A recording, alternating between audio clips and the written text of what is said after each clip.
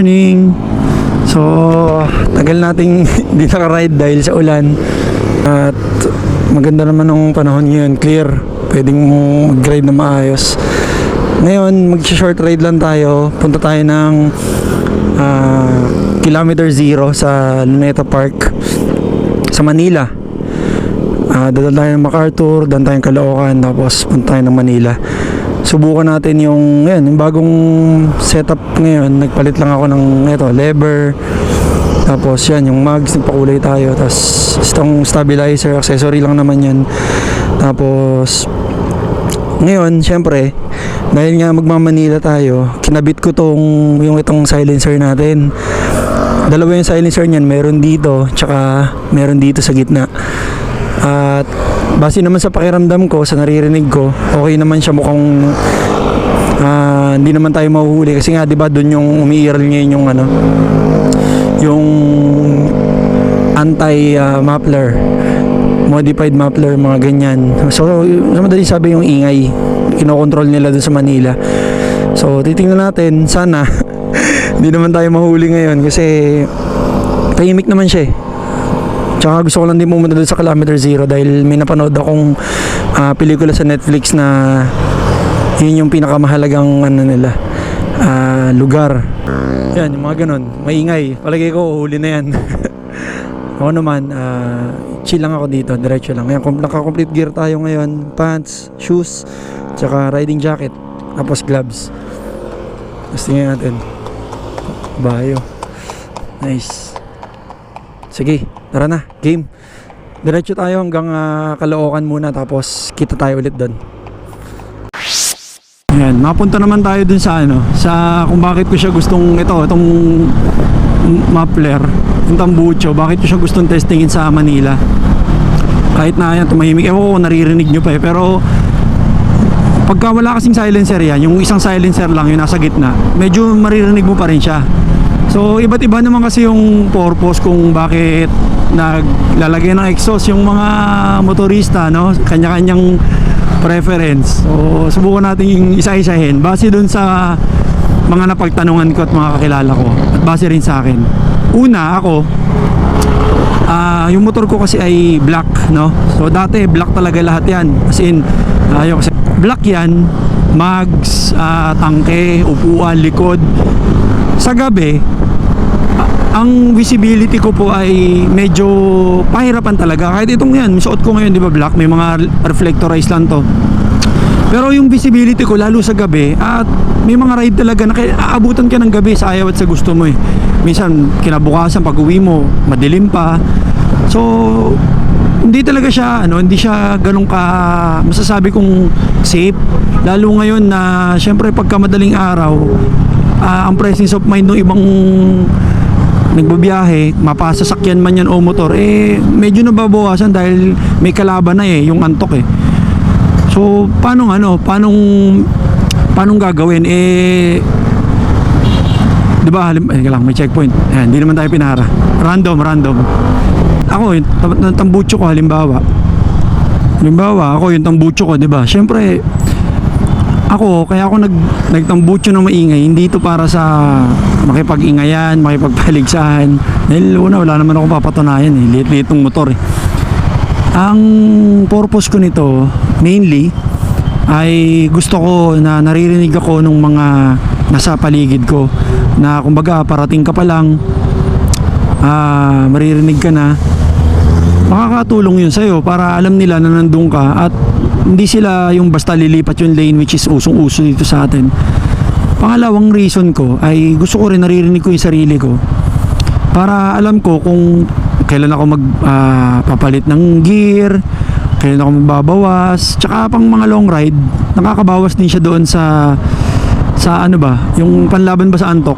Yun, mahirap din kasi pagka masyadong tahimik. Tapos yun lang. Wala lang akong ibang purpose. Hindi ko intensyon na manggulo sa lugar namin, magyabang. Yun. Pangalawa, na rason, ng mga naglalagay ng bumibili ng ibang exhaust ng buong ng full system, syempre yung performance. Dahil yun, nakakadagdag talaga, nakaka-improve ng performance yung mas maluwag yung outlet mo ng hangin So yun, yung pangatlong rason, yung pang show, yung mga nag-show, no? So hindi naman nila pinapatakbo sa public road, dapat lalo kung ganun yung mga nakalagay, kasi syempre modified nga sila. Dapat na rason naman ay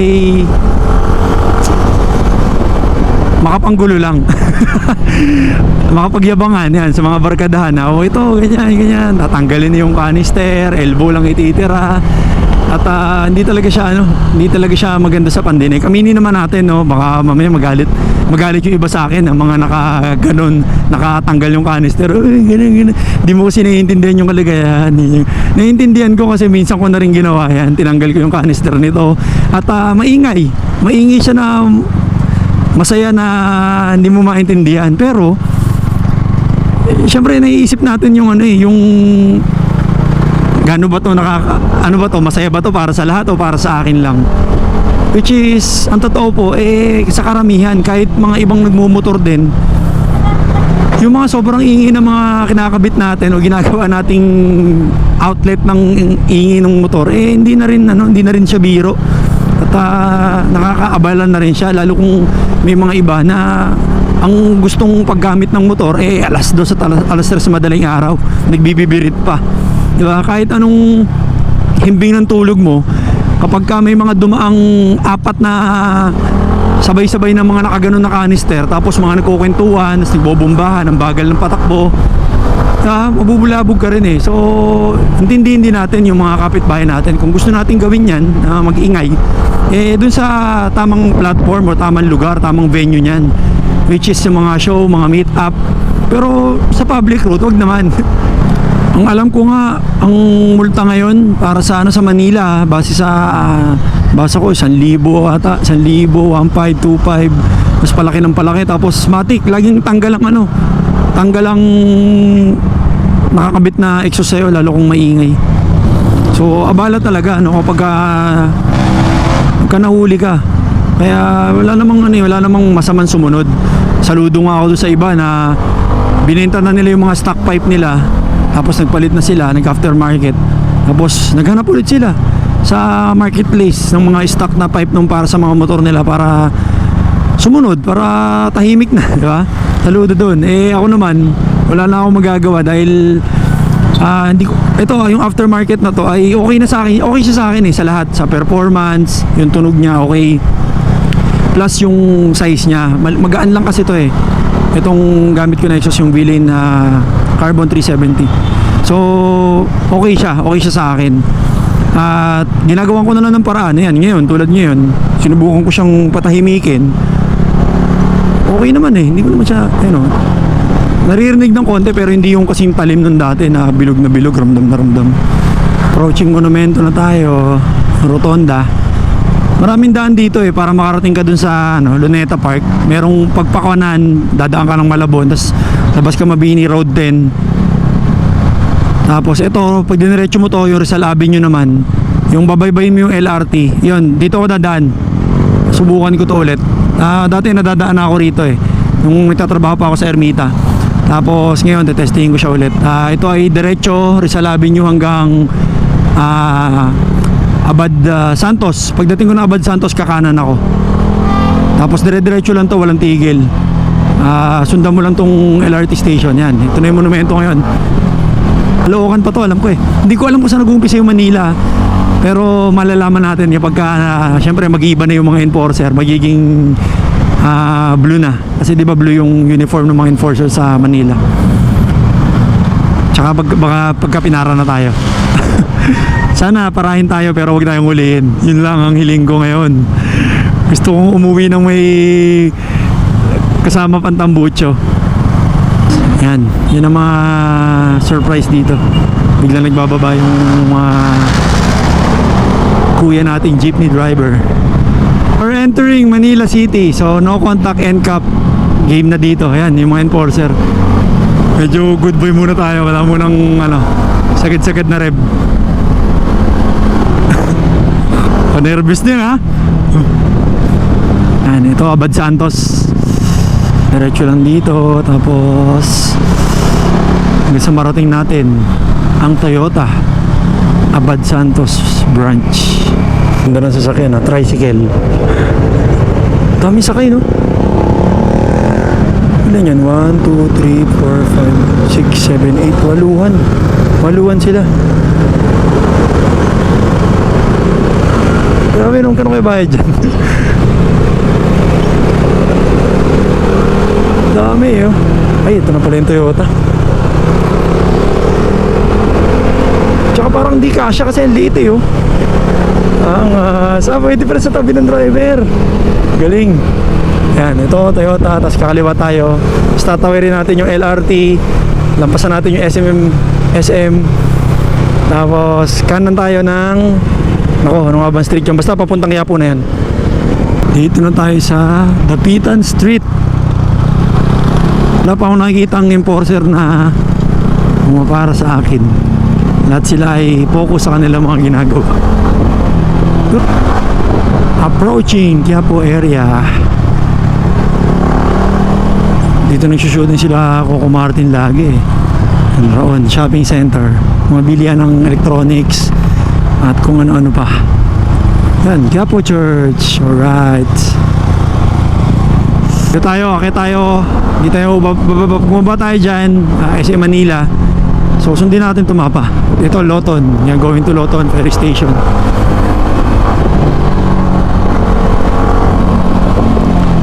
Kailangan natin sumunod kasi baka magkamali tayo, eh. May non-contact dito, eh. Taft, Baclaran, Ross Boulevard. Sabi ay diretso lang, sundan lang natin to. Ito yung tulay na pinishootingan ng Batang Quiapo. Diyan tumatalon sila, Christopher De Leon. Ganda. So dumiretso lang ako, tapos kanan, bye-bye lang pala. National Museum, hey! Ganda rin dyan, gusto magpunta ng misis ko dyan, eh. Kaya lang, nagiging busy kami lately. Ngayon, sayang, hindi ko sila isama, may work din. The next time, promise. Makakarating ka rin dyan. Last left turn, tapos luneta na. Ito na yung monumento ni Rizal. Nandito na yan, eh. Kasi doon na yung flagpole, eh. Ito yung kilometer 0. Ang tanong, saan tayo pwedeng magparada? Ayan, ang ganda, oh. May picture tayo dyan, lakad tayo. Hanap lang ako ng parking. Next stoplight, tayo ay mag-U-turn na. Okay. Sabi dito, ha, pwede na daw doon. Baka naman. Turn slot, pwede? Pwede. Okay. Sinusunod ko lang yung mapa, guys. Sana hindi tayo madali. Okay, tawid. Tapos right side yung parking. Ata. Amo, no parking, tow away, oh. Sabog ka talaga dyan, magana. Ayun, parking. Tama ba? Sana hindi tayo magkamali. Hindi ba to? National Historical Commission. Yan. Ito, parking area, nakasulat, eh. Kaso walang pasukan. Aray ko.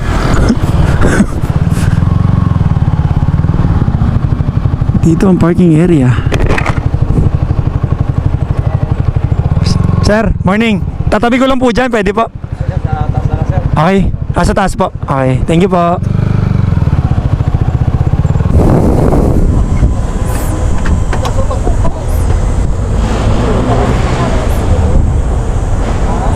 So, yan.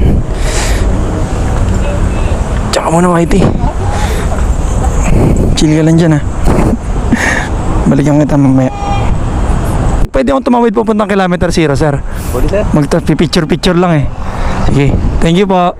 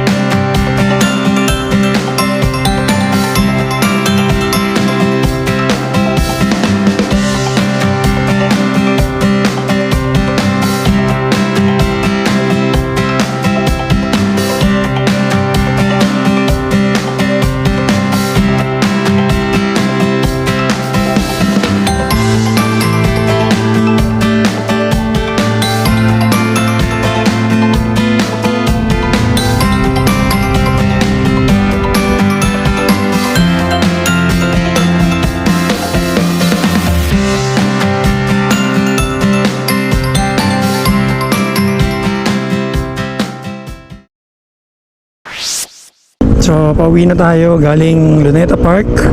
Ganap tayo ng daanan. Dadaan tayo ng UN. Tapos, ikot. SM Manila ulit. Tapos, pabalik ng Bulacan. Sa naging lakad ko kanina, masaya. Hindi lang tayo nakakain dahil yung mga kainan ay sarado. Yung mga lugawan, tapsiyan. Pero kung may madaanan tayong pwedeng kainan, hinto tayo syempre. Ang saya dun ang saya dun sa loob ng ng park. Ang dami mo mapupuntahan. Masaya pa rin pala. Akala ko dati kasi 90s. Doon nagpi-field trip lagi yung mga school. So parang syempre para sawa na yung batch namin sa ganun. Pero kahit pala umidad kang konti. Tapos pumunta ka, iba pa rin yung may vibe pa rin siya na para kang parang binabalik doon sa dati na nangyari na appreciate mo yung mga bagay-bagay. Yan. So, andito tayo ngayon sa sentro sa crossing ng UN at Top Avenue. Pakanan, papuntang Baclaran, pakaliwa, pamonumento, padiretso, papunta ng mga barinan dito. Quirino or Osmeña, basta yung papunta nga yun, Makati, yung cash and carry. Diretso papunta Unilever, yan, dyan din. Yan ako dadaan kasi gusto kong lumabas dun sa may Quiapo din. Madadaanan ko yung ilalim talaga ng Quiapo.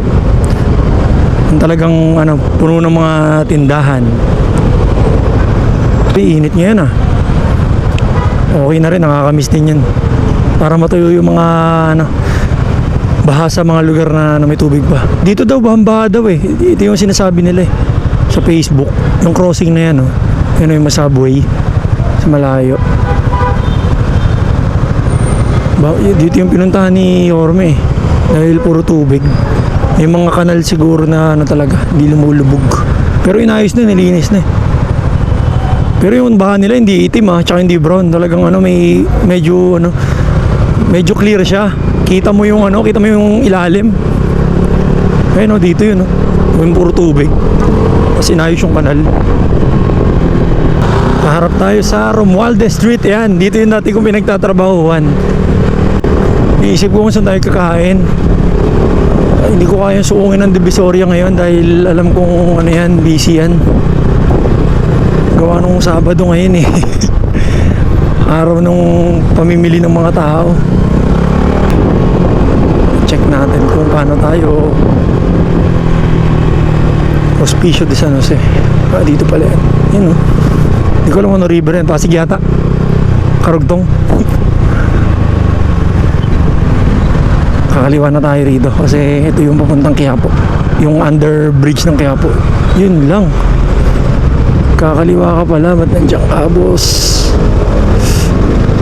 Tapos mga tindahan na kung ano kahoy, sungka. Ano yung may sungka? Bantumi sa 3310. Naghanap ako ng screenshot, papakita ko sa mga hindi nakaabot sa Bantumi bago lumabas yung mga colored screen. Yan ang yabangan dati Bantumi, Space Impact tsaka Snake. Dito na tayo sa Laon-Laan. May enforcer sa kabilang dulo, guys. Nakakakaba. Tingnan ko sino paparahin. Game ba? Walang green. Mahuli tayo. Safe. Isang stoplight na lang. Doon na sa harap ko yung parisan Naninibago lang ako dun sa maiba ako. Hindi ko naririnig yung sarili ko. Medyo nararamdaman ko lang siya, pero hindi ko na siya yung dinig na dinig. Game na kaya? Game na kaya? Hindi pa. Yun. Ito yung parisan bukas. Nice one. Kaya pwede, hangga lang.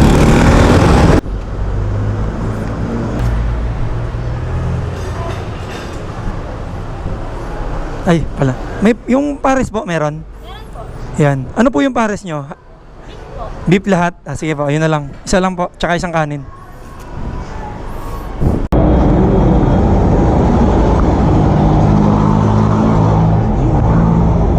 Yan, tapos na tayong kumain. At uwi na tayo. Sold tayo doon sa Pares. Ang 2 kanin ako. Problema, inaantok ako. At habang nakatitig ako dito sa motor, may nakita akong kulang. Hindi, joke lang.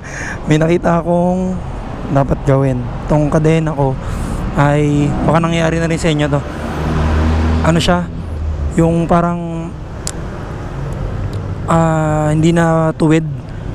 Kung ano ang tawag dyan, parang frozen chain. Naka-o-ring type ako, pero siguro dahil nag-uulan din sa amin ng mga nakaraan, may mga naiiwang putik. So schedule ko siya next week, babaklasin ko, tapos linisin ko ng mabuti, ubarin natin siya. Pas damay na rin yung sprocket dito, tsaka itong isang malaki. Yung sprocket ko dito ay 14 tsaka 50. Sarap ng hangin, grabe. Marami pa ako sana pupuntahan kaya lang may kailangan tayong puntahan din ng after lunch. So wala natin umuwi dahil para makapagpahinga pa tayo, makaligo bago ulit umalis. Sarap na rin yung ride natin, marami tayong na-discover. Pwede nyo rin puntahan yun, okay siyang puntahan. Kumaga kung taga north kayo tapos pupunta kayo ng south, pwede kayong dumaan sa Luneta. Okay siya, enjoy. Lalo kung yung mga motor nyo may mga compartment, pwede kayo magdala ng maiinom, juice, ganun, juice, tinapay. Tapos picnic kayo doon. Sarap din, palipas kayo ng kahit tambay kayo ng mga ilang kahit mga isang oras. Yan. Saya. Ganda siya kahit sandali lang. Tapos tignan mo, kahit tanghali na tayo nakaalis ng bahay makakabalik pa rin tayo. Kasya kaya tayo rito? Parang hindi. Kasya nga, galing. So yun lang, dito ko na lang tapusin yung vlog ko kasi para magdedire-diretso na ako, tapos baka malobat na rin yung GoPro. 2 lang kasi yung nadala kong battery. So yun lang, salamat sa pagsama tsaka sa pagtapos ng video. Kahit na hindi tayo madalas mag-upload, yun, tsaga-tsaga lang tayo. Tapos hanap ulit ng mga ibang pwedeng puntahan dito sa syudad. Balik na tayo ng Bulacan, balik sa mga normal na ginagawa. At least nakapitik, pambalansin ng buhay yan yung ride. Hindi tayo pwedeng puro trabaho lang din. Kailangan may ginagawa tayo, something na magpapasaya talaga sa atin bukod sa makiband tayo sa pamilya natin. So yun lang, thank you. At ingat kayo palagi sa pagra-ride nyo. Salamat ulit, bye bye.